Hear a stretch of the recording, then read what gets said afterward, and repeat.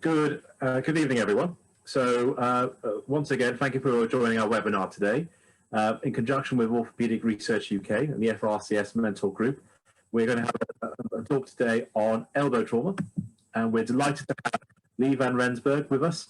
He's a consultant orthopedic surgeon from Addenbrooke Hospital, Cambridge, who has a special interest in and particularly problems of the shoulder and elbow.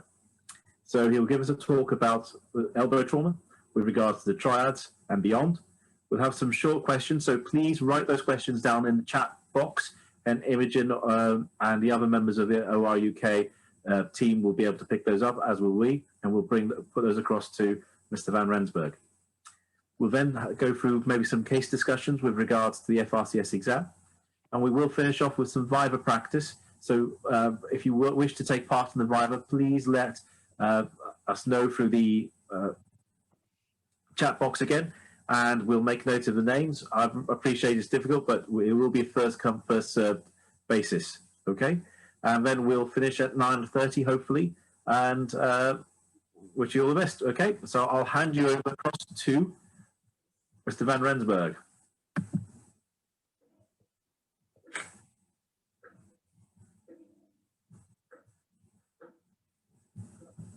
Great, thank you. My screen coming through okay? All Yes. good? Okay, so today I'm going to be talking a bit about elbow instability, and Beyond the Triads is the title. So here we have a 54-year-old male who gets involved in an accident. He falls off his bicycle and sustains this injury. I don't know if you can put the first poll up, perhaps, Ruth.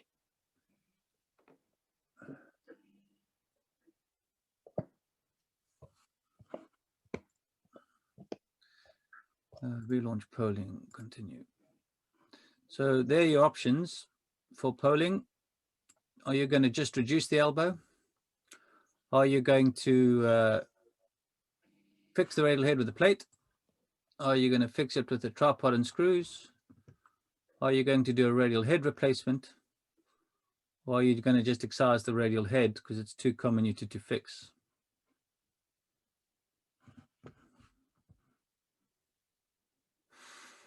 At the moment, radial head replacement is winning. Man, no one wants to fix it yet. Okay, I think I'll stop the polling there. We're about 3/4 of the way through the people, and there we go. So 7%, 7 of 7, will just reduce the elbow. 20% will fix the radial head with a plate. 18% will fix the radial head with the tripod screws. On the OR UK website, I debated with Roger Van Riet whether to use screws or tripods, and on that, plates or tripods, and on that occasion he won. Obviously his teaching didn't last, and I'll remind him of that when I see him next time. 51% are going to fix that, are going to replace that radial head, and 5% are going to excise the radial head. Okay. Just move to the next slide. So this same case, based on what you're going to do, are you going to take a Boyd approach between ulnar and anconius? Are you going to do a Kocher between anconius and ECU? Are you going to do a Kaplan, ERCB and EDC? Are you going to do the EDC split or the Wrightington approach?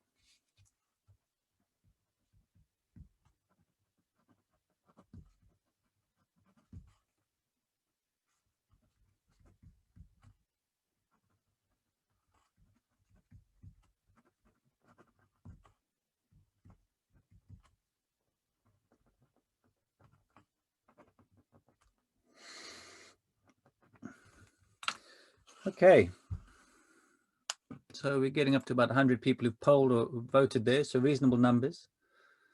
10% are going to go through Boyd's interval, that's between ulnar and anconius. 40% are going to do a B, the Kocher.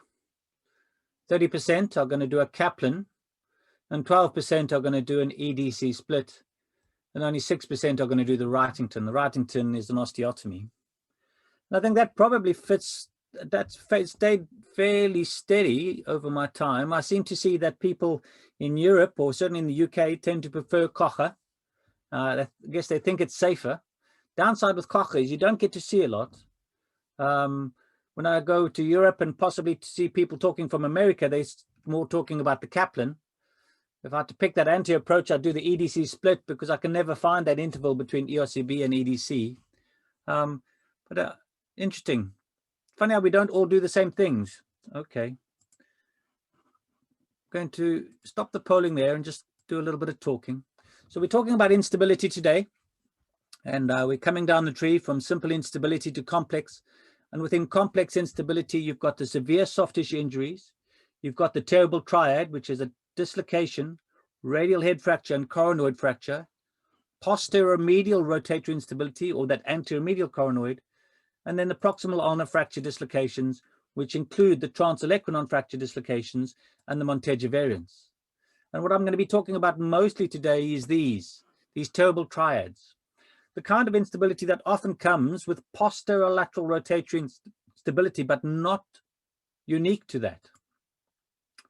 Many people have written about it, lots of different texts, but this was probably the first text that sort of highlighted to us of how bad it can be. I'll just clear those annotations. 2002, Ring and Jupiter found 11 cases over 7 years. And this pattern of injury is so troublesome and unpredictable that the surgeon should be prepared intraoperatively for persistent elbow instability in spite of repairing the coronoid, the radial head, lateral collateral ligament complex. And they went on to say that even if you repair the MCL, it then doesn't add a lot of stability, and you might need to transfix the ulnar-humeral joint, or you might need to do an external fixator.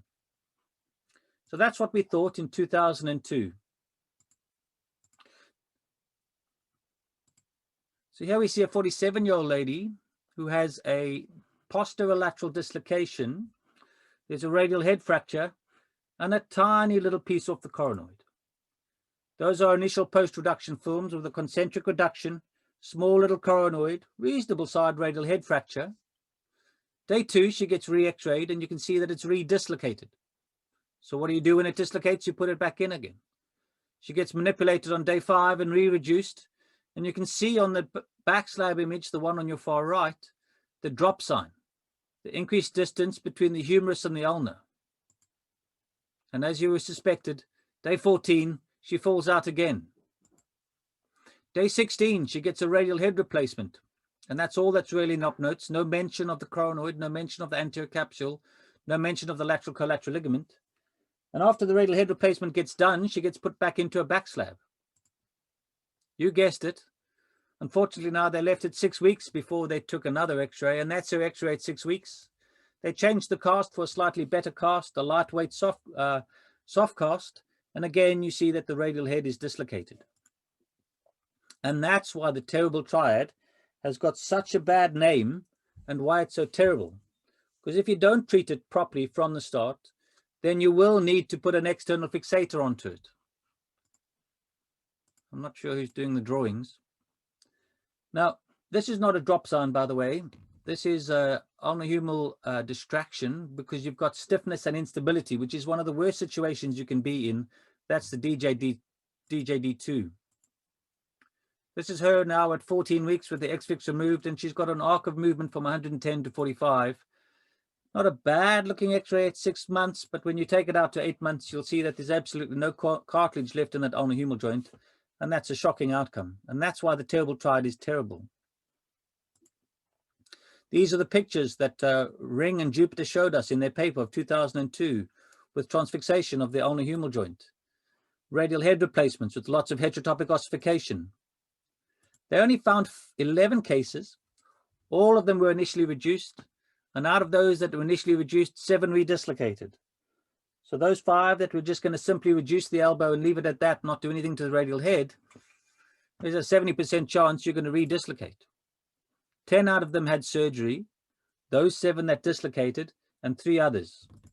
And in fact, those that had surgery, 5 dislocated in their post-operative splint.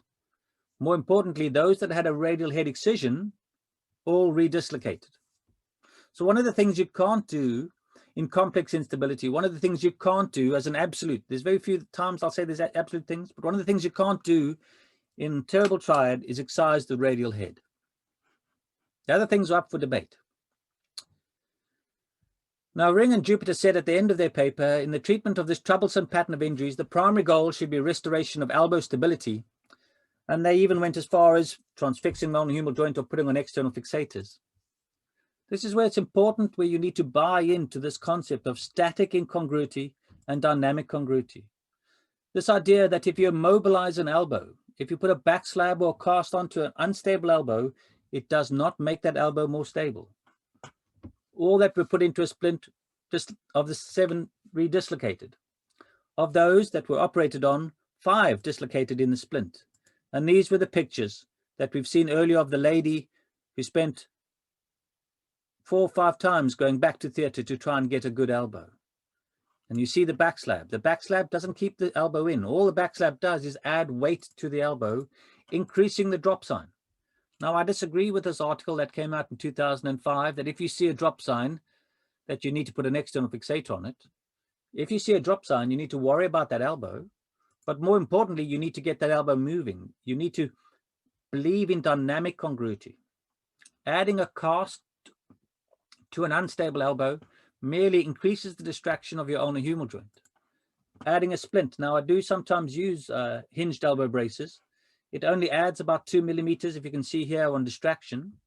So I don't use them often, but I do use them sometimes. Sometimes the patient needs them. Sometimes their psych needs them. Sometimes I need them. So I don't normally immobilize people, but sometimes I will use a hinged elbow brace if I want to limit their extension a little. You genuinely need to buy into this concept of dynamic congruity. This is a paper by Duckworth. I love what he writes. This is 2008. And he showed us these x-rays of a 24-year-old post-reduction with laxity, a drop sign on the lateral view, and several weeks later with exercises and avoidance of various stress. Various stress puts a collateral ligament stress on your elbow, and they got a good elbow. When you move an elbow, biceps fires up, reduces your ulnar humeral joint. If you actively supinate your elbow, you fire up biceps. Biceps pulls on bicipital tuberosity, which reduces your radiocapitellar joint. If you pronate your forearm, it doesn't really, I don't believe, tighten up the lateral structures as is often written in textbooks, but what it does is it wraps biceps around the bicipital tuberosity, increasing the tone in biceps, pulling your radiocapitellar joint, reducing your ulnar humeral joint, stopping that distraction of the ulnar humeral joint, allowing the elbow to dislocate. Now, how do you know if an elbow is stable enough to get it moving? Because sometimes, yes, the elbow is so unstable you can't get it moving. And a number of signs have been advocated. Here's the hanging arm sign by this paper by Ruch in 2011. And that's just basically putting the arm out in full extension. And if that arm is stable and doesn't dislocate like that, that's stable enough to get it moving, with the provisos of avoidance of various stress. So don't abduct your shoulder, work in straight lines, up and down, lie down in the bed and move your arm up and down. That reduces your radiocapitellar joint, reduces your ulnar humeral joint. Another definition that has often been used is an elbow that is stable and congruent to within the last 30 degrees of extension. Because if your elbow is stable and congruent within the last 30 degrees of extension, it is stable enough to get that elbow moving. It is stable enough to not need an external fixator, not need cross-wired fixation, not normally need an elbow brace. And so this is how I will EUA an elbow. I lie them flat on their back, arm out on the image intensifier, out straight and get an x-ray to make sure that your elbow is reduced. Flex the elbow 30 degrees to disengage the olecranon from the olecranon fossa, and then place a various stress. You can see a little bit of opening on the lateral side, so likely disrupted partly the lateral collateral ligament complex, but the common extensor origin is likely intact in this one. This is a valgus stress test in a normal elbow, and it looks like that elbow is drifting a long way away. And what you need to do is pronate the forearm, lock the radial head onto the capitellum, and also internally rotate the shoulder so that you lock that elbow. And so you'll always find my valgus stress tests are with the arm pronated. And that's how you know it's a valgus test, because the radius will be crossing the ulna. Then that tells me what's happening to the medial structures and the lateral structures, the collateral ligaments and the muscle origins, common extensor and common extensor origins. But I actually don't really worry too much what's happening there. What I want to know is that elbow stable and congruent to within 30 degrees of extension? Because if it is, it's stable enough to get it moving. And elbow instability is treated with movement. So you start with the elbow reduced, fully flexed, and you gradually extend the elbow and screen it. And that's the picture you want to see. An absolutely reduced radiocapitellar joint and an absolutely congruent ulnar-humeral joint. If you're really confident, you can go on and take an x-ray with your drop arm sign. I do worry sometimes, particularly in those that have fixed or spent a lot of time reconstruction. I don't often go to the drop arm. I normally stop at about 30 degrees. If it's stable till there, that's it. I stop. I wake the patient up. I've done enough. Then the next step is for me to inspire the confidence in that patient to get that elbow moving. So the treatment of all instability, whether it's simple or complex, is movement. What you need to do is make sure or allow that elbow to be stable enough to move.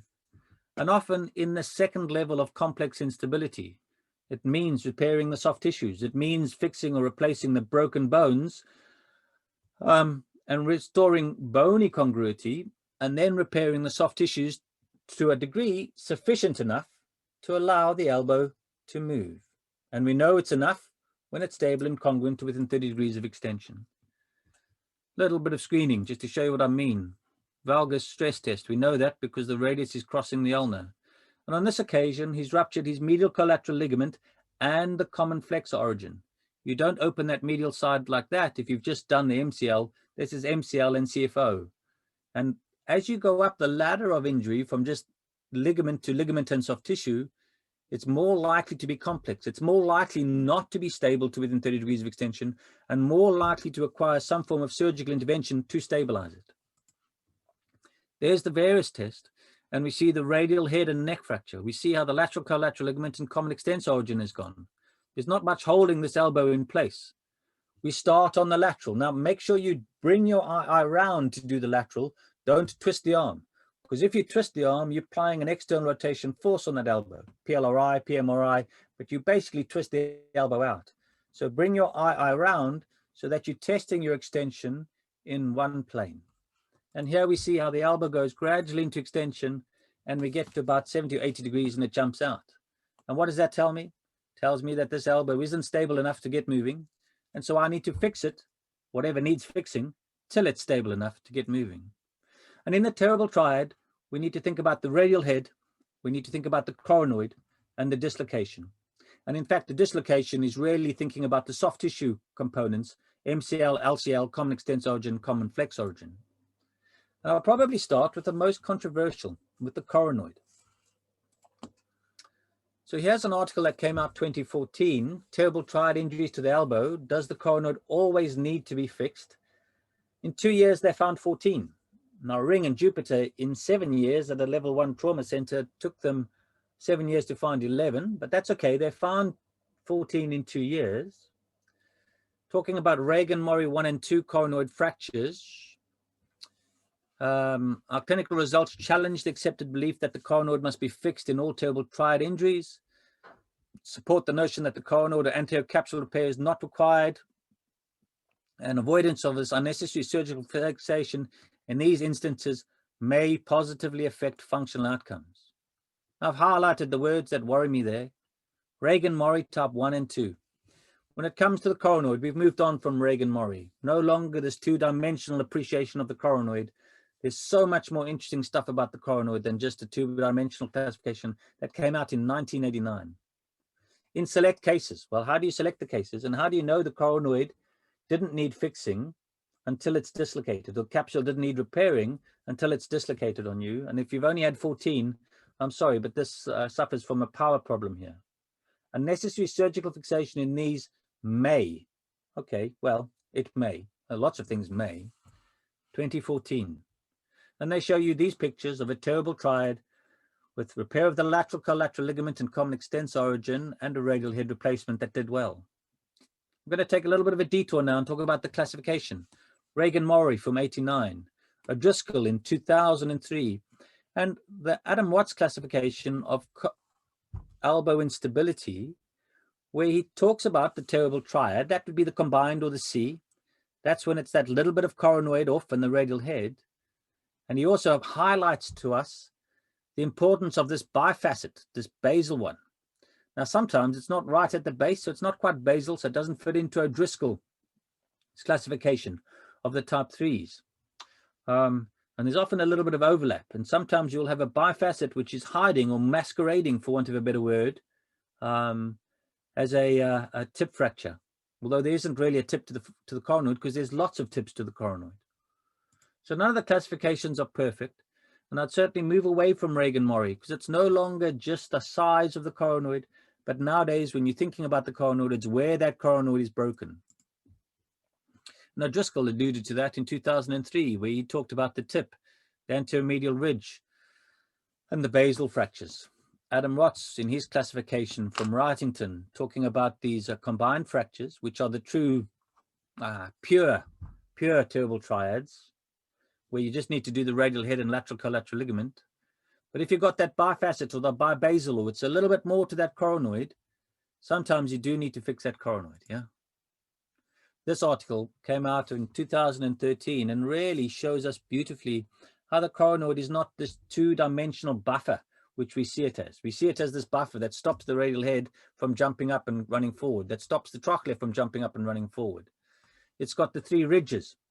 And in the terrible triad, the classic pattern is that it breaks off this intermediate ridge, like you see here on this volume rendered 3D CT. This little piece here, that's classic. But sometimes it's a bifacet masquerading as a terrible triad, sort of classic one, and then you need to worry about it.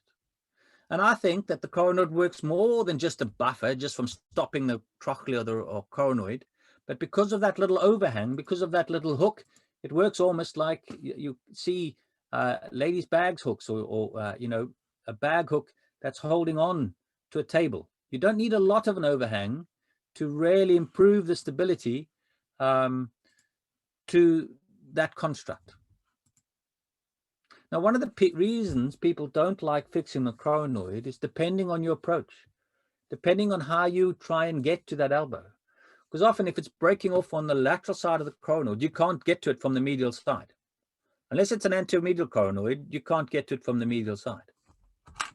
So now you're often trying to get to that small coronoid fragment from the lateral side.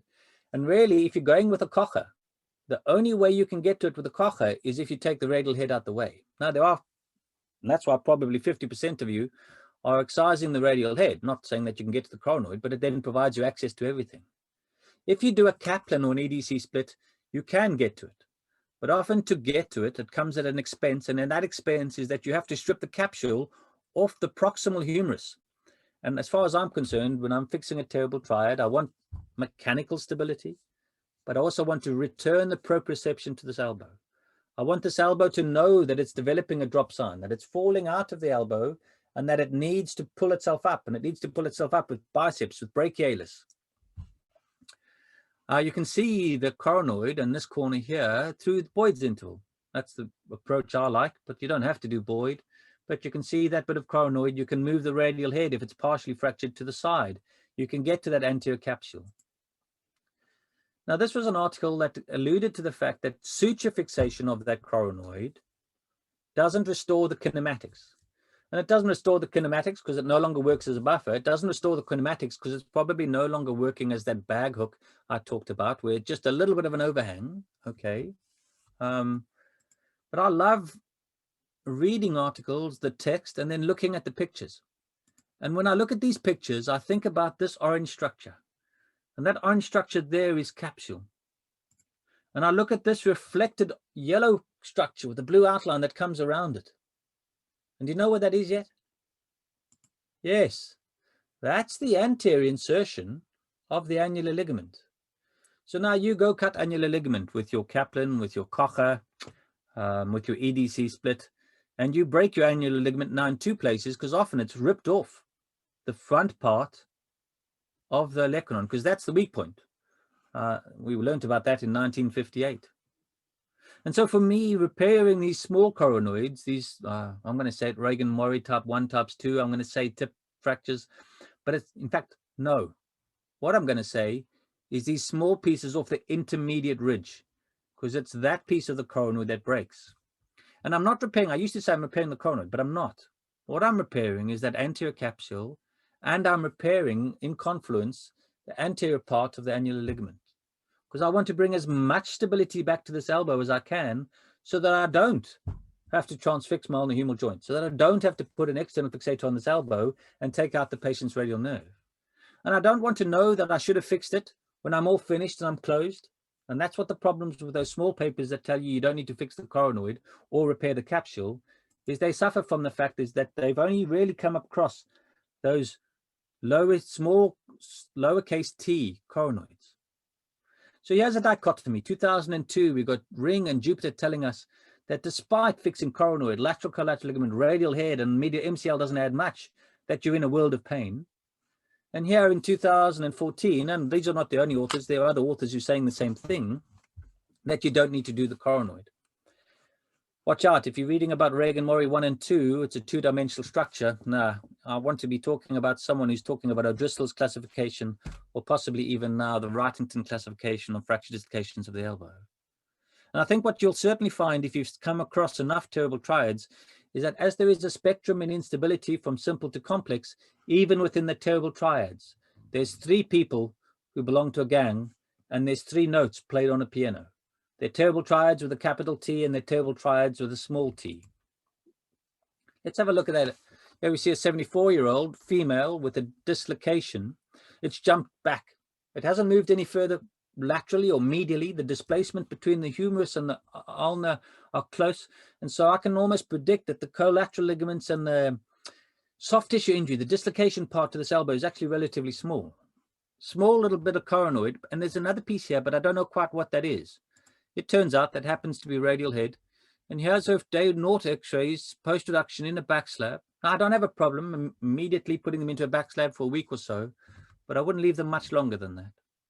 And in those post-reduction films, I see no drop sign. So my heart rate is coming down. I'm becoming more, this is a terrible triad with tiny T's. I'm not going to have to worry about this. And if I have a look at the axial scans, they're not great, because you can see that the scan was done with the elbow off the side. I see a little chunk of bone. I see another little flake of bone, and I see the radial head coming into view. I'll go and do the coronal fractures, and they haven't quite got the gantry in the right thing. And that's the problem with CTs. Again, that radiographers don't always know to put it into the plane of the humerus or the plane of the forearm. But what you really want it on is the plane of the coronoid. And that's why the volume rendered 3D CTs really make a big difference. I'll just play that coronoid again because I got distracted while I was talking. And there's this piece here. And just the way you've got those hard sclerotic edges, to me, that piece looks like it's a,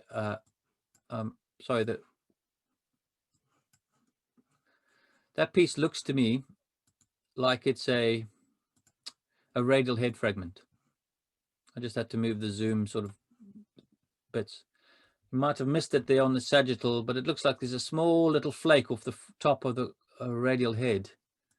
So this, by definition, yes, a terrible triad, radial head, coronoid, dislocation, but really, not really significant, hasn't displaced far. Here's the x-rays in a brace at 1 week. There's the x-rays at 3 weeks, and there's the x-rays at 6 weeks, and there's the x-rays at 3 months. A little bit of HO kicked out in the front, but a pretty good ulnar-humeral joint, pretty good radiocapitellar joint, stable congruent elbow, and a happy patient. So can non-operative treatment work? Yes. Again, Ring from 2010, published in the Journal of Hand Surgery, but it was only a case series of 4. Man, that's pretty good to get a case series of 4 into the Journal of Hand Surgery. 3 did well, and 1 was stiff. And they go on to say that in selected cases, you can treat them non-operatively with a small radial head, well aligned, minimally displaced, no mechanical block. So there's no reason to fix that radial head for whatever good reason. Patients might regain good elbow movement. And I just highlight some of the things. Important thing here are selected cases, well aligned, small, minimally displaced, might. And so if you're going to treat a terrible triad or complex instability non-operatively, I think it is reasonable, but then you need to keep a close eye on them. You don't then just see them again at 6 weeks, because the elbow will slip out without you knowing. She will come back at 6 weeks with a dislocated elbow, and then you're getting into that realm of chronic instability and stiffness, particularly if it's around 3 months. And sometimes you'll see that, which is a bit of a sadness. So yes, you can treat the terrible triad non-operatively with those provisos, but then watch them closely, bring them back early. So here we see a 45-year-old male has an open injury to his elbow. Again, I see a posterior dislocation, hasn't really gone a long way lateral. I see a coronoid fragment. I see the radial head fragment there, and looks like some of the radial head is probably attached to the shaft.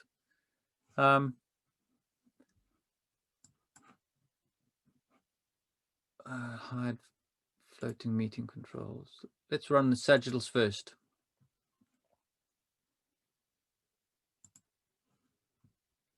So you can see the gas in the soft tissues. I see the radial head fracture. There's a piece off the front, but there's a big piece attached to the shaft. And so although there's 2 pieces of radial head that are separated from the shaft, there's one big piece, in fact, attached to the shaft. And that's a winner-winner chicken dinner when there's a big piece of radial head attached to the shaft, because then it's quite easy just to bolt those other little small fragments onto it. If the head is totally disassembled from the shaft, and not only are they broken into 3 big pieces in that dimension, but very thin on the lateral, then I'm thinking maybe I can't fix it. But for me, based on those sagittals, yeah, that radial head is fixable. Okay. 3D, we see it spinning around. And I'm starting to see things here that worry me. And the things that worry me are the ulnar-humeral distraction, the drop sign seen in the CT, which means posterior band of MCL is gone, which means MCL is gone, almost certainly anterior band of MCL. And I'll just spin this one again. And that's not classic intermediate ridge. This is not classic tip. This is the beginning of the bibasal or bifacet. And so is this one of those Wrightington bifacets, which is masquerading as a terrible triad on its own? And that pattern of the radial head, this has more of a buffer. This has been more of a shunt than a rotation to break the coronoid in this pattern and to break the radial head in that pattern. There's also more soft tissue ligamentous mischief happening in this elbow. He gets reduced and comes up, gets seen at a week, and I'm really nervous now. I see the drop sign, but most importantly, I see subluxation of this elbow and how it's point loading. And so there's no way I can treat this one non-operatively, because the trochlear will just erode on this, and within a year, you'll find that this elbow is arthritic. Okay, so this person's having surgery, and here I fixed it with a tripod. And I fixed it with a tripod and the mini screws just to fix 1 or 2 pieces back, because most of it was actually intact. And so this tripod is not taking a lot of force. If those pieces were smaller, if I needed more support, if my coronoid was worse, I might have considered plating it. And I've repaired the lateral collateral ligamentous complex and the common extensor origin. There's my varus force, so that looks good. There's my valgus force, suggesting MCL and common flex origin is involved. But I really don't mind whether it's involved or not. What I want to know is this elbow stable to within 30 degrees of extension. And I get to about 45 and it hinges a little, but I get it fully straight and it pops back in again, because I have repaired the capsule. I have repaired the anterior band of that annular ligament, and which, as it goes into further extension, it then pops back in. And so I decided to treat him non-operatively and x-ray him day 4, because I'm a little bit nervous about this one. And I see at about day 4 post-op, again, he's point loading on that tip of coronoid. You can see it. The coronoid is flown away. Now, I didn't fix the coronoid because it was a bit too comminuted for me. But I look at that and I think I can't leave a 45-year-old's elbow subluxed, or otherwise he will wear it out and he will get arthritis. We see that with the anteromedial coronoids. I think that if I flex you, if I start moving you, maybe if you tighten up biceps and brachialis, so I give him a good talking to and say, get your elbow going, get it moving, And we see there the x-rays subluxed at 11 days. And you can't leave that alone. And you can't leave that alone because the trochlear is point loading on that corner of the ulnar, and that'll wear away. So relatively tenuous fixation of my radial head, but that's held. The radiocapitellar joint is reduced, but I see this drop sign. And so a few days later, I finish off repairing MCL and fixing the coronoid. Managed to catch it with a screw from back to front. I could have buttress plated it. I had in my mind that I would take off the tip of his olecranon, or in fact excise his radial head if I had to, and use his radial head as an orthocoronoid if I needed it. But I managed to get a relatively stable congruent elbow. You see the coronoid still remaining reduced. You see a good ulnar-humeral joint on the AP. So I think we might have got away with it with that one. But watch out though for those bifacet, bicoronoid injuries. In terms of the radial head, most people wanted to do a Kocher. Some would do a Kaplan. Yeah, I'm not going to go into the approaches today because I don't have all the time. I just need to keep moving. So this was our 54-year-old. Do you fix it? Do you replace it? Do you excise it? There's lots of things that go into that. In general principles, if there are 3 pieces, if you see 3, there'll be 4, and if you see 4, there'll be 5. You can fix it generally if there's 3, and if you do replace it, make sure that you don't overstuff it. Whether you use screws or plate really depends on the other injuries and how much support this lateral structure is going to need, and so I tailor it. Despite what I tried to on the OR-UK debate, I do use tripod screws quite often. I use plates if I need to, but increasingly I'm using screws. If you replace it, don't overstuff it. This radial head is overstuffed. It's proud of the lateral facet of the ulnar-humeral joint. This was fixed through a Kocher. And so they started fixing a 3-part fracture of the radial head, couldn't fix it. Then they decided to replace it. And by the time they got in there, they'd released the lateral ulnar collateral ligament. Because you're coming through the Kocher, you can't see the relationship between your radial head and your lateral facet of coronoid unless you x-ray it. And before you know it, you've overstuffed it. Is this x-ray overstuffed? Yeah, it probably is. Not a lot, but it probably is. I would want that to be just in line here with your lateral facet. Now, you can't take widening of the lateral ulnar-humeral joint. I used to look at this and think that widening of the lateral ulnar-humeral joint was an indication of overstuffing, but that can be very variable, as shown here by Graham King in 2007. And so the real way to tell if your radial head is the right height, the best way is intraoperatively to see it. You can see it from a Kaplan, you can see it from an ED split from the front. You can see it from the back from the Boyd, but you can't see it from the Kocher unless you really have stripped off all of lateral collateral ligament common extensor origin. Sometimes you'll see these x-rays post-op. Is this overstuffed? That is proud of the lateral facet of the ulnar-humeral joint, but there are the x-rays intraoperatively. And the reason that happens is because the x-ray beam, they're a little bit stiff when they come for their first x-ray, and so the elbow is partially flexed. And the radiographer, instead of taking an AP radiograph of the forearm, takes an AP radiograph of the elbow in midway between flexion and extension, sort of halfway across. And what you want to do is ask them to take an AP radiograph of the forearm, see an absolutely tangential view of your radial head replacement, and then you can tell whether it's the correct length, because this is the exact same patient. Remember that the radial head moves proximally and distally on pronation and supination. Just for completeness, this anchor is in the wrong place. It should be sitting there. This paper showed us how to take into account the cartilage, and so sometimes your radial head should actually be a millimeter or 2 proud of that corner, but that's probably taking radial head replacement a little bit too far. But it does need to be a little bit proud, just a smidgen. And remember that the capitellum nestles inside your radial head. Don't make it too big, don't overstuff, don't make it too wide, but it also nestles inside the radial head. So your radial head is often a little bit wider than your capitellum. As for rich radial head, there's no right or wrong.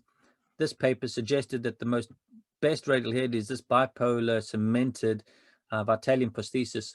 And the reason it's the best radial head replacement is because once you put that radial head replacement in, no one is going to revise that radial head. You need to come to me saying that you can't walk before I'm going to think about changing that stem. And so people just get into the placement, they get just into Stockholm. Whereas these radial heads, where they work themselves loose, my threshold to replace that, to revise it, or just take it out once everything else is healed, is actually very low. Denise Agendahl did a good study, a review article, looking at all the articles 2016, and said that there's no one that's better than the other, really. That philosophy of the anatomic versus the non-anatomic spacer, I think it's really a 50-50 ball. The proviso being is that the silicon, you can't really use silicon. It doesn't work. Keep away from it. The last thing to talk about is the soft tissue injury to the lateral collateral ligamentous complex. The center of axis runs through on the medial, on the lateral side, and the center of the capitellum, and that's where you want to put your anchor. Dead center in the capitellum in essence. If you think of your lateral collateral ligamentous complex as a Y, lateral collateral ligamentous complex proper, then the anterior band, which goes over the top and attaches to that little ridge where your intermediate ridge is, and then onto the supinated crest. Remember, showed you that picture earlier, that type 1 coronoid, the little piece off the intermediate ridge.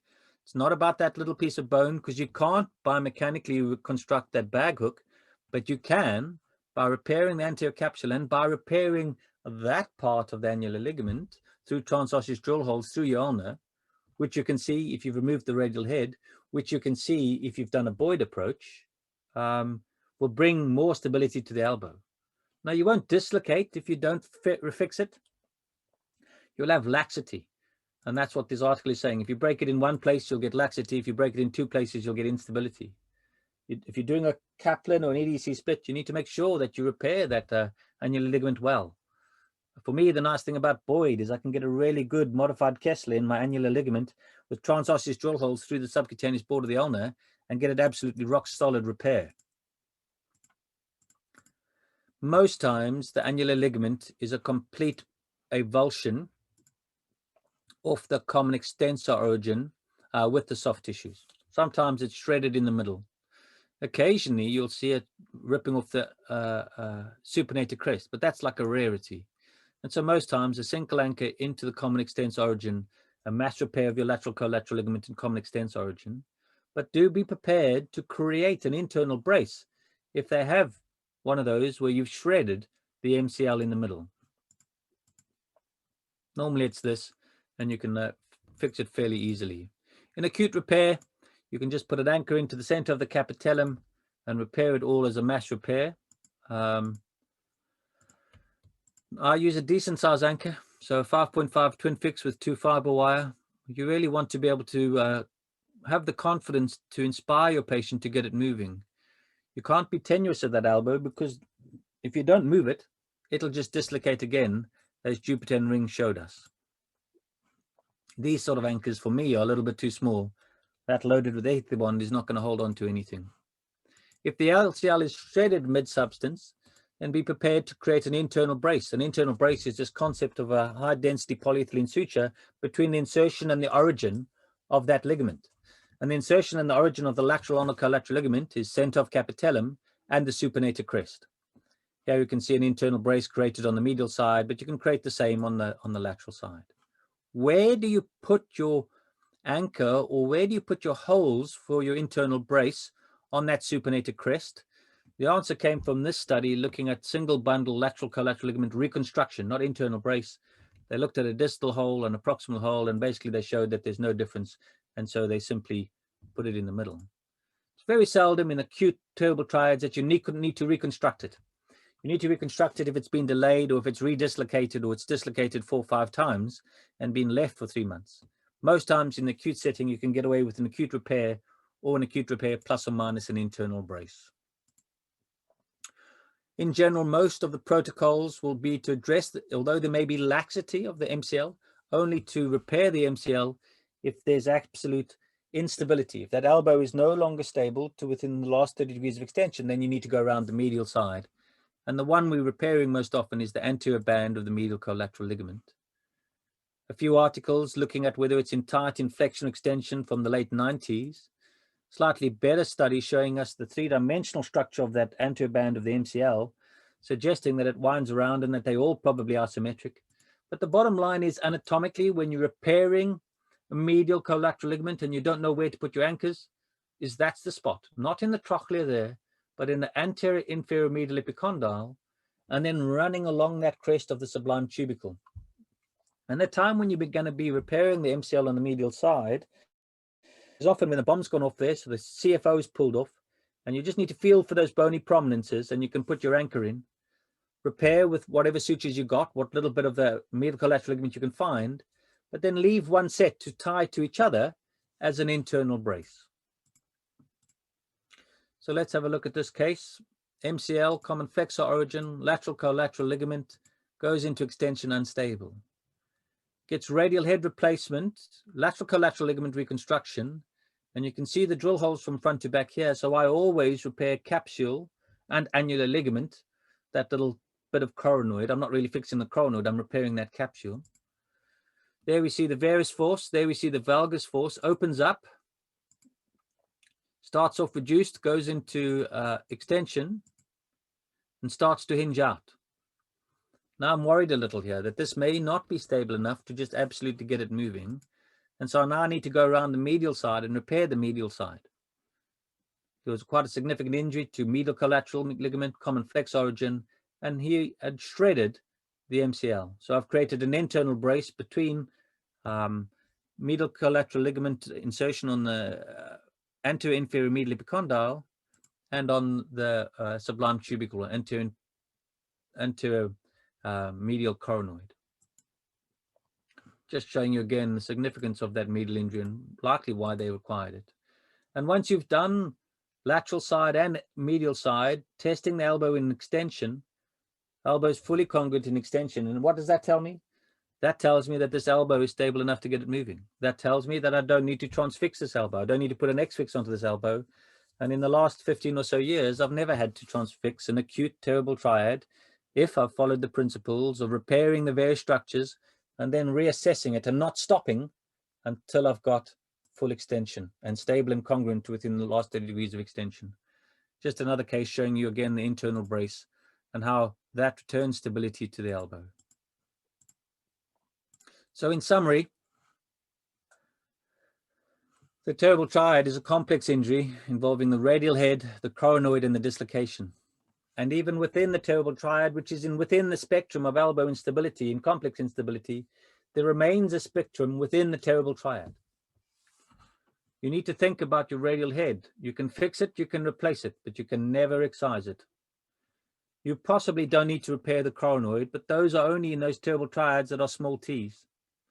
Think about your lateral structures. Start off on the lateral side first, fix that, reassess the elbow, and only go around to the medial side if you have to. When it comes to the coronoid classification and thinking about your coronoid fracture, if you have the luxury, get yourself a volume rendered 3D CT. Look at that coronoid. Is that a true terrible triad coronoid from the intermediate ridge, just a small little piece? Or is this perhaps one of those bifacet, basal fractures that Adam Watts was sort of alerting to us? And those are the ones that maybe you need to buttress it. Maybe you need to reconstruct it, either using tip of olecranon or radial head fragment if you need. Watch out for those bifacets, bifasals. They'll catch you sometimes. Once you've done the lateral side, and for me, I always do the capsule and that suture fixation of coronoid, because I'm going through Boyd, then reassess it. And I'm not worried if there's MCL injury. I'm only worried if it's not stable within 30 degrees of extension. So if this elbow looked nice and congruent at this point, I wouldn't go around and fix that medial side. And I only fix the medial side if I need to. And generally, if you get an acute terrible triad and you deal with everything appropriately right from the start, you don't bury your head in the sand and simply reduce the elbow and hope it'll be okay, the terrible triad often is not so terrible. Any questions?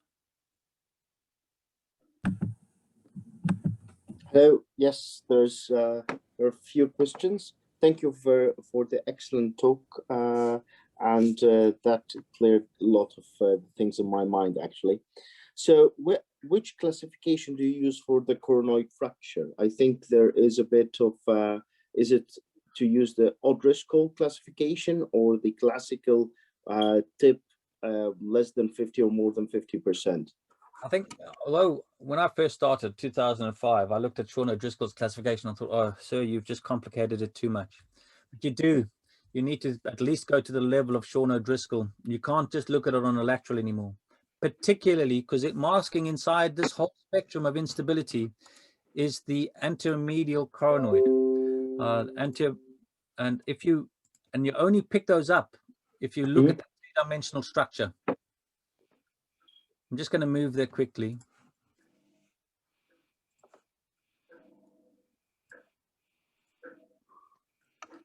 Share screen, sorry.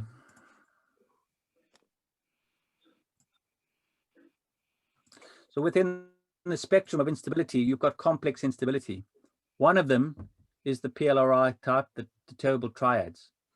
But you've got this posteromedial rotatory instability, which affects the anteromedial coronoid. And if you don't look out for that injury, now if you're a generalist, you probably will only come against 1 or 2 in your career. But a year down the line, a relatively innocuous looking injury to the coronoid will end up with quite severe arthritis. And the reason people don't tolerate arthritis of that anteromedial facet is because every time I pick up something, every time I reach for a cup of tea, every time I reach for product placement, Coca-Cola, I know you're not allowed to do product placement, but every time you reach for something, you put a various stress across your elbow and you load it. You offload your radiocapitellar joint. And so you don't tolerate anteromedial coronoid. You can't tolerate a subluxed elbow. And if you miss that bifacet, which is running on that bit of coronoid, not coronoid, on that bit of, the little bit left, the ulnar, the coronoid bit that's left, it wears out, start a process which leads to fairly rapid arthritis within the elbow. So I think if classification, if you're treating elbow instability, you need to at least think of O'Driscoll's. I disagree a little with his concept of the tip. His is more to the middle. I like the idea of the intermediate ridge, but that's just because I've got to be different somehow. I like Adam Watts's classification, but too complex for me, but yeah. Okay, thank you. So another question, how much joint space opening do you consider significant, and do you compare it with the other side? A good question. So are you talking about joint space opening on your ulnar humeral joint, i.e. your distraction, or are you talking about joint space narrowing on the medial side when you're testing MCL, or lateral side? And the answer for that is I actually don't have an answer. We are hoping we will come to a height of the coronoid, which is significant, which separates it from those little pieces that you don't need to worry about to the bigger pieces that do constitute a convex bifacet. I think I take a lot of things in my head as to deciding when this is stable enough and when I've done enough. But the most important really is that you fix something or do something on the lateral side. It's often easier to start there and then reassess. How congruent is that elbow? For that radial head that had an MCL injury, I then look back at that MCL injury and is that a monstrously big MCL injury? Is it just opening on the medial compartment 4 or 5 millimeters, so i.e. just medial collateral ligament, not medial collateral ligament and common flex origin? But like that one I showed you, it was both. Whereas I can actually make a big difference to that.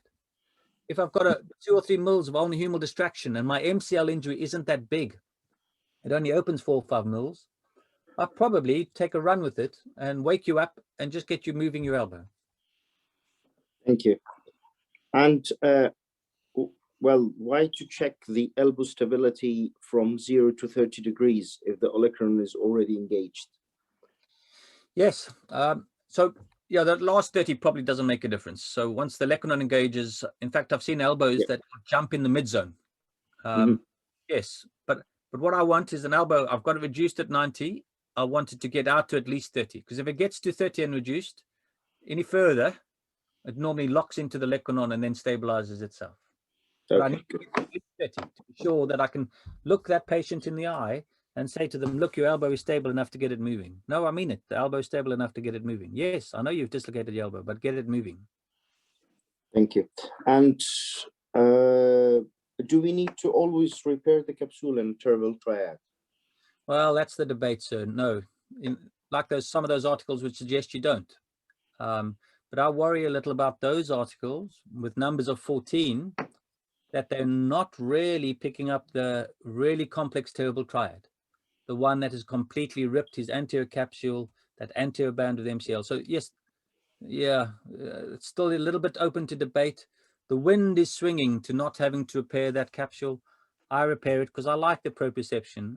And anecdotally, one of my fellows has written a paper, but it hasn't been published yet. I see less of a drop sign when I've suture lassoed that anterior capsule.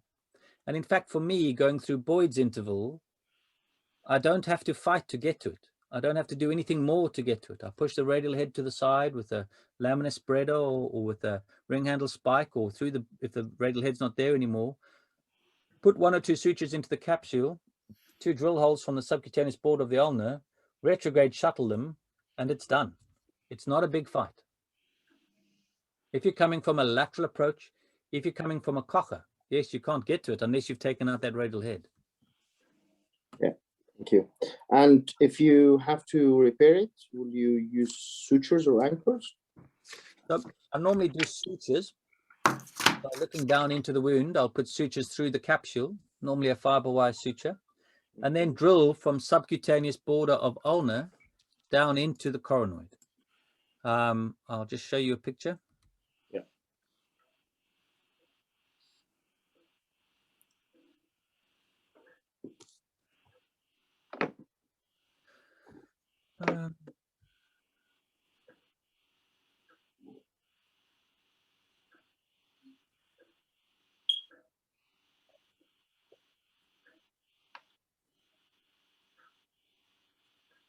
So this one will do.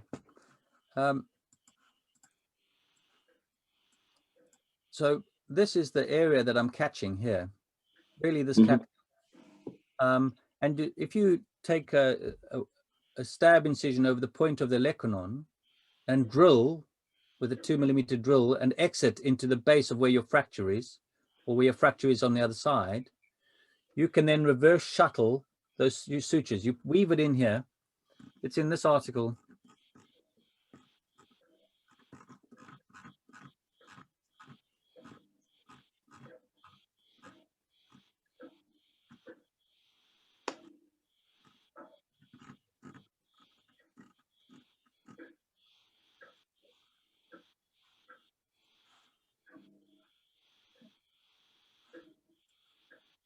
So there you can see the drill holes and the sutures that have been passed through the subcutaneous border of ulnar into capsule.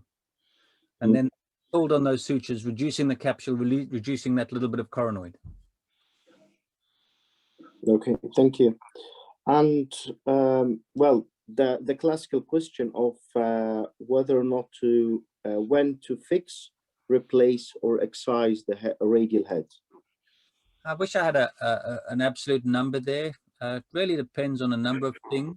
So depends on so it's not just dependent in the terrible triad on the radial head, because I'm also looking at how much support this lateral column is going to have to afford this elbow. So if MCL is intact, for example, the coronoid fracture is just a tiny little piece of the intermediate ridge, it's not masquerading as a bifacet, then that radial head is not going to take a lot of load. So my fixation of that radial head can be tenuous because it'll be locked between capitellum and locked between annular ligament. But if my radial head is if my coronoid is dust or lots of little pieces, I've got a big medial injury to the medial collateral ligament in the common flex origin, then I need a lot more support on the lateral side.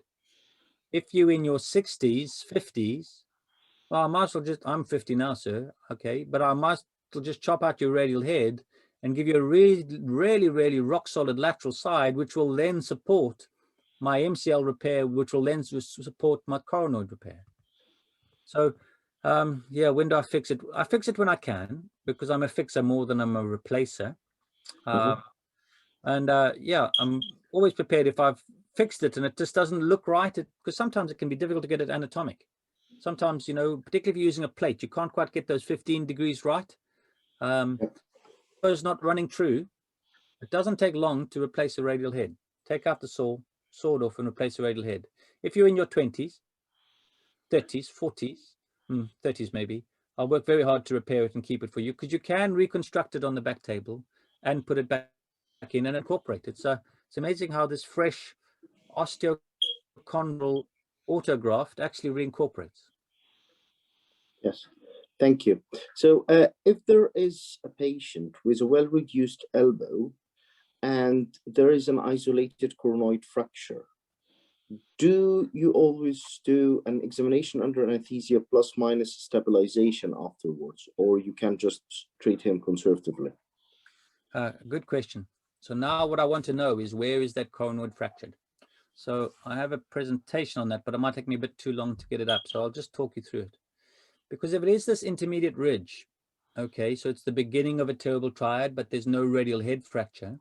But the elbow, the ulnar-humeral joint is absolutely rock solid congruent. You look at the elbow and there's no significant swelling medially laterally. When you look at your first images and you find that the elbow hasn't really moved far apart, and the post-reduction forms are absolutely congruent, no, then I don't think you need to do anything. If I'm worried that it's maybe not that pure classic intermediate ridge, but actually stretching across to the medial side, then I would get a CT. And I want to then see on that CT, in fact, if you've got 30 seconds. Yeah. Of course, we've got time.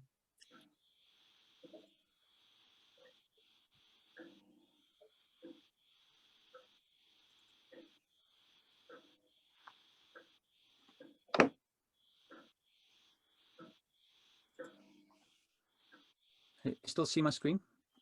Yes. Okay. This is the reason why. So here we see a 45-year-old who injures his elbow, feels it pop, comes in with it reduced, and these are the x-rays that you see. And I see here that this worries me, the first picture on the right. Now, you don't see it on the post-reduction film. We just got lucky that we saw it in this plane, but this is involving the coronoid on the medial side. If I look on the lateral, this is a Meyer-McKeever's 1, maybe even 2, okay? Doesn't worry me. The post-reduction film on the humeral joint is congruent, but I get a CT, sorry, the zoom, and I CT him, and I see how this injury is all the way across on the medial side of the coronoid. That without a radial head fracture, which is unusual because it's not a terrible triad. So how does that fit? Okay, now I'm getting worried about this elbow. And in a 45-year-old, for him, I'm worried enough to do an EUA. I see a perfect radial head, not a scratch on that radial head. Coronoid's coming into view now. And I see it starting on the medial side, so that's intermediate ridge. But as I come more medially, this coronoid fracture just gets bigger and bigger. But it's not point loading on the ulnar, so I'm still thinking, this is probably okay. Maybe I can just get this elbow moving. But I'm so scared now of the anteromedial coronoid, I take him to theatre. And you can do the EUA without the A's. You can just do the examination under anesthetic. And I do a varus stress, and this is the classic anteromedial coronoid. The next one on from the terrible triad is the anteromedial coronoid. Go read about it if you don't know it as an isolated entity or injury to the elbow itself. And I see some rupture of the lateral collateral ligament, but most of the force here has been entered into this anteromedial coronoid.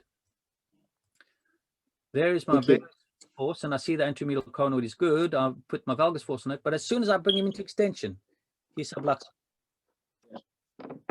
And so you do need to have a three-dimensional view of where that coronoid is broken. And in the end, that's the coronoid that needs fixing, or otherwise they will wear out their elbow. And that took an anteromedial plate. Whereas the 16-year-old in the next case has a really tiny little piece of his coronoid there. But when I CT him, there's a little crack in his radial head. That's as it started rolling out of the back of the capsule. So it looks like a PLRI pattern. It looks like a terrible triad pattern, which never quite completed. I see the little piece off the intermediate ridge, but I come across to my anteromedial coronoid to the medial side, and that's pristine. This elbow I don't need to worry about. This person doesn't need to go to theatre to have an EUA. Okay, thank you. What is the sequence of repair or fixation you recommend? So I would recommend examine the elbow first and decide where the majority of your injury is. Start on the lateral side. Fix or replace your radial head. Prepare your sutures in the anterior capsule, depending on where you are, before you definitively replace your radial head, if you're going to do the capsule and the coronoid. Then do your lateral collateral ligament. So essentially, I've done everything on the lateral side. I've done radial head. I do coronoid and capsule because I like capsule and the anterior band of that annular ligament, and the lateral collateral ligament is complex. And then I EUA them. Then I see whether they're stable to within 30 degrees of extension. And if they are, I stop. If they're not, that normally means they've got a medial injury. I'll go around the medial side and repair the medial side. And if you've done those properly and well, then it's very seldom, or that I've yet found, that I've ever needed to X-fix someone or transfix someone. And what's the approach for the medial side?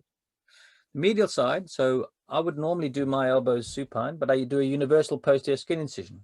So I come down the point of the lequenon, just to the lateral part. I fold it back and I go through Boyd's interval. That's between enconius and ulnar. Once I've done everything here on the lateral side, if I need to come around the medial side, I just elevate my skin bridge. And then often on these elbows, particularly if they've done CFO, it's like a bomb's gone off, but essentially you're going through Hotchkiss. You're splitting the flexor pronator muscle mass. So I'll find the ulnar nerve, which is sitting just about there, just to keep an eye on it, and then come in front of the ulnar nerve. And often the common flex origin has been shredded off the medial epicondyle, and you just go straight into the elbow. You put one anchor into the anterior inferior medial epicondyle, one anterior into the sublime tubercle or the anterior medial coronoid, tie one set of those together, creating an internal brace on the medial side, weave the rest of your sutures into whatever rat's tail you can find of the of your medial collateral ligament, and then weave that into your common flex origin, and that's how I'd repair it. But often the dissection's been done for you on the medial side. If you're a classic Kocher Kaplan from one single lateral incision, well, then you just have to make a separate medial incision. Be aware of the medial antebrachial cutaneous nerve because you are coming close in its territory if you haven't lifted your skin flap. Thank you. And what's the post-op rehab you recommend? So post-op rehab, no one gets a back slap. Sometimes if I've had a really big medial injury, I'll put them into a hinged elbow brace. But most people will wake up without a back slab, just in a bulky bandage. And they get told active assisted flexion as much as is comfortable for them. Active supination. Because active supination pulls on biceps, pulls on bicipital tuberosity, reduces radiocapitellar joint. Okay. Active and passive pronation, because pronation actively tightens up your radial biceps tendon as it wraps around bicipital tuberosity. Okay. And avoidance of varus stress. And basically for the instruction to the physios is to avoid shoulder abduction. So not to put your arm out to the side. I lie them often for their rehab flat on their back and get them to extend against gravity. Because if they're lying on their back, it reduces the ulnar-humeral joint. It detensions the biceps and the triceps, which wants to fight to keep the elbow in joint. And so people will get more movement by rehabbing supine. I do put my hand onto their elbow to show them and to reduce the ulnar-humeral joint, or show them how to do it so that they can hold it in place and then fight against it, push up. Again, the elbow is proprioception poor, and so it needs all the help it can get. So you can give themselves a tubey grip or something, just to give some skin sensation to reassure the elbow that it's not dislocating, so that biceps relaxes or triceps relaxes at the appropriate time. And that's why often rehabbing them supine is better. But what they get told to do, no shoulder abduction. And in those that I'm a little worried about, don't really push those last 30 degrees of extension. Thank you. And I haven't heard about that, but someone asked about IJS, or internal joint stabilizer. Yeah, so the internal joint stabilizer from Leader, that is basically an internal external fixator, basically. I think you need that on occasion if you haven't done the other bits properly. Again, Jupiter and Ring in their first article, I think really have scared a lot of people, and rightfully so, because if you don't do a terrible triad properly the first time, it becomes a world of pain. If you're doing an acute injury and you know how to repair the collateral ligaments, and if you can't repair them, then create an internal brace in the acute setting, I think there's enough intrinsic healing within those collateral ligaments to heal it. If you do get to that situation where you can't repair it, you can't do it, that's when the IGS helps. I've never needed one. I've seen some great results with it. It looks nice. but they put it in and then they don't worry too much about the soft tissue repair. I personally like putting in a few stitches, and I use decent size anchors. I'm not using Ethibond, you know, or small 2.0 Vicryl. It's a 2 fiber wire that I'm using to reconstruct my collateral ligaments. Thank you very much. I think we have to stop questions here and to start the viva. Thank you very much. There's only one that do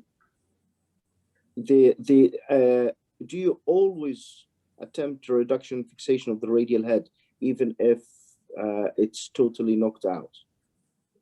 If it's very comminuted, then no, then I'll just replace it. If it's a big piece, and there are 3 big pieces in a youngish person, and I'm 50 now, I'd say I'd still try and fix you if I can. I'll still try and fix you, but what I just need is an elbow that's stable enough. So I'll never set out to do a terrible triad unless I had the ability to do a radial head replacement at the same sitting. So I've got the plate, I've got my long extend screws, because if you're trying to do a tripod, you need to have long headless screws. Watch out, normally the standard ones are a little bit too short. I've got my plate, I've got my screws, and I've got a radial head replacement next to me.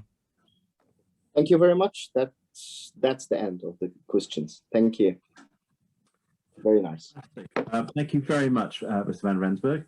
That was very informative, and from the questions that we had, you can see that actually there's a lot of trepidation and anxious worry about some of these things that can come up in the exam. But hopefully with those answers, our candidates will be more than well prepared. Now, I know you went through quite a few sort of case sort of reports in your sort of presentation. We'll probably move on to the viva at this stage. You've been doing a lot of talking, so if you need to have a break, or we'll be really grateful. And then one of the other mentors can help sort of with some of the questions. Okay. Okay. So if people have already asked, we've got a list of people who've asked to have a viva session. We've got Mohammed Asaka. Are you here?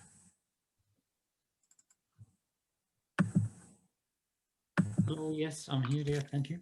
Brilliant. Okay. Can you stop recording,